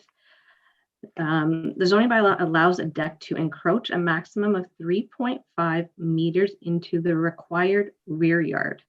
So there's no discussion with regards to projection. It's the required rear yard. So Brisanti, if you could just point the mouse to the rear yard line, thank you.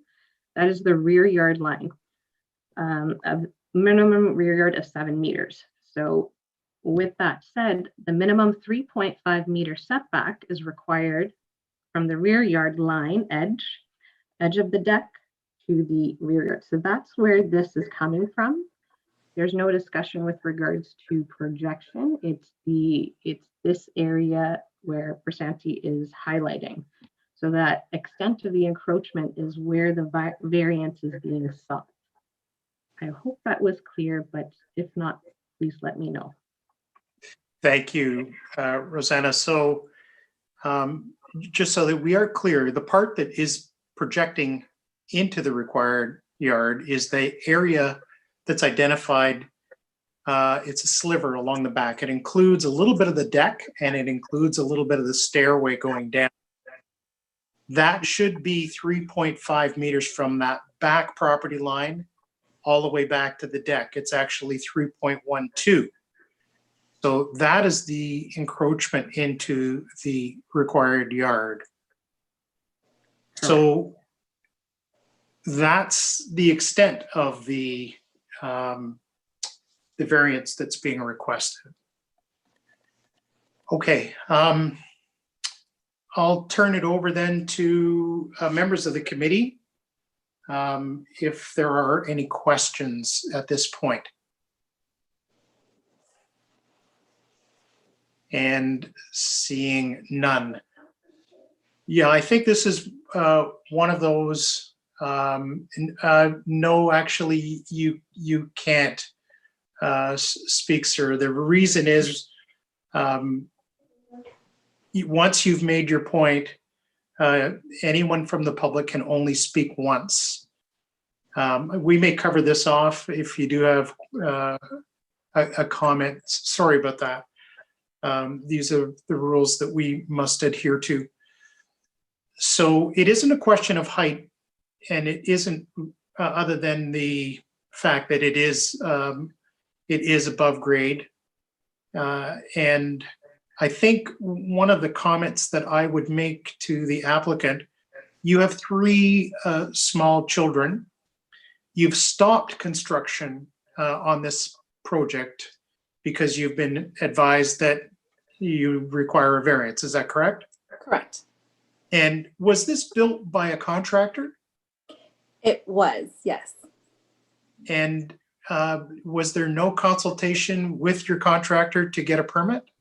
There was, so I had spoken with my contractor. There was a language barrier. My contractor's predominant language is Mandarin. I don't speak it. It was really tough to find a contractor who had materials and had supplies that could construct a deck this year based on the shortage in materials. So I was under the assumption when he had spoken to me that if we were constructing a deck that was to code, I didn't need a permit unless I was looking to add it on as a amenity to my house if I was selling it later on, or if I was doing a enclosed porch. That was my interpretation of what he said. I guess my interpretation was a little bit off. So we had ceased construction. We've got the railings waiting to put them up and we can't do that until we have our permits. Right. Let me ask you a question. In a lot of these cases, what we find is when decks are built at above grade to any extent, 4 feet, 5 feet, 6 feet, 7 feet, and your home is fairly close to your neighbors in that particular subdivision, people tend to put your railings up, and that provides some degree of privacy, both for yourself and for your neighbor. Is that the intent once? Absolutely. Yeah. Yeah, and members of the committee, you may remember that we did have one of these, I think it was 2 years ago, and we suggested to the individual that they do something in order to provide some screening because it was at a much higher level from, and in his case, it was back-to-back properties. and it was looking into the backyard of the property immediately behind as opposed to adjacent. And we had suggested that they consider putting in something that would provide some degree of privacy in order to provide that. Now, obviously, if we weren't looking at a variance for the point 0.338, we wouldn't be looking to ask for anything other than, well, there would be no requirement for a minor variance. We wouldn't be in a position to ask for anything. But We didn't, sorry, Mr. Chair, we didn't actually change the height of the deck. It was actually an existing deck from the builder, and we just extended the deck. Okay. Yeah, okay. All right, I don't have any further comments or questions. If committee members, Stephen, yes, please. I have two questions for staff. One is when we look at the height, if I'm not mistaken, through you, Mr. Chair, Rosanna, I believe that the maximum height to comply here is 3 meters for the deck, correct? Is that a correct interpretation of the zoning bylaw? Through the chair, the PZR would have recognized that. I'll have to pull it up in the zoning bylaw if that's what you'd like me to do. Sorry, I'll finish my question. Because I realize that it's compliant currently. I mean, my review of the zoning bylaw is that it's 3 meters is the height. My measurement was the height of the deck was 7 feet, so well within the 3 meter. My question would be, and it's sort of clarity here, because the deck currently does not have any railings. And, you know, in my discussions with the applicant this afternoon, they intend to put railings. My question, just so that we avoid should this be approved, avoid a further non-compliance situation, is the height, is the bylaw with respect to the height of the deck or the deck complete with railings? If you're aware of that. So, and maybe I'll give 2 questions, maybe we can continue. And if you have to do some research, because when we looked at the zoning guide this afternoon and we questioned why it was a 3.5 meter rear yard setback that applied, we're given the answer that this property is subject to exception. Let me just get this here. Sorry, 1 second here. 407. Exception 407. Is that what I'm getting? So exception 407, that I believe my interpretation of the response we got is that is what made the 3.7 meter projection not applicable to this property. So I'm just looking for confirmation so that we give a complete answer to the question. Just to confirm, it's 3.5, yes, with that exception.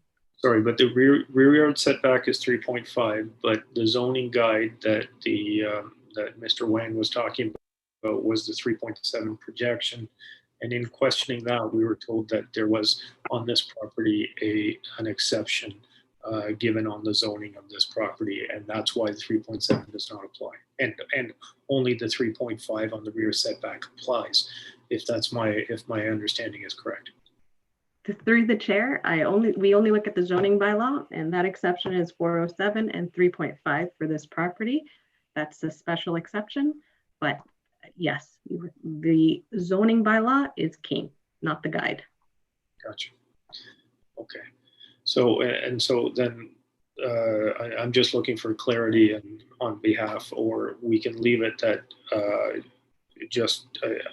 you know, for the applicant to consider, you know, maybe we can just leave it at that so that we don't delay these proceedings any further, but just to review with staff before constructing the railings to ensure that they are compliant should this application be approved.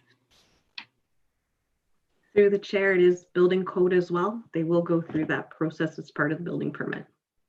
Fantastic. Thank you. Thank you, Rosanna. Nothing further, Mr. Chair. Thank you. Any further comments or questions?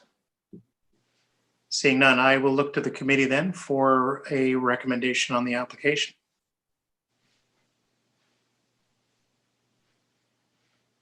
Michelle, thank you. Bring your mic up. There we are. Thank you. Just on mute here. Through you, the chair, I would like to make a motion that we accept minor variance 2020-22 along with the with Appendix A, any conditions that have been listed in the staff report. Thank you very much. Look for a seconder on that motion. Seconded by Steve. Thank you. Call the question. All in favor? And that carries. So, so this application has been approved by the committee. Thank you. And we thank you for your indulgence with your children. I see them wandering around there. Yes, way past bedtime. Way past bedtime. You've got your hands full. And I think because all of us understand, you know, little kids through this pandemic have been the ones who have probably suffered the most. And Agreed.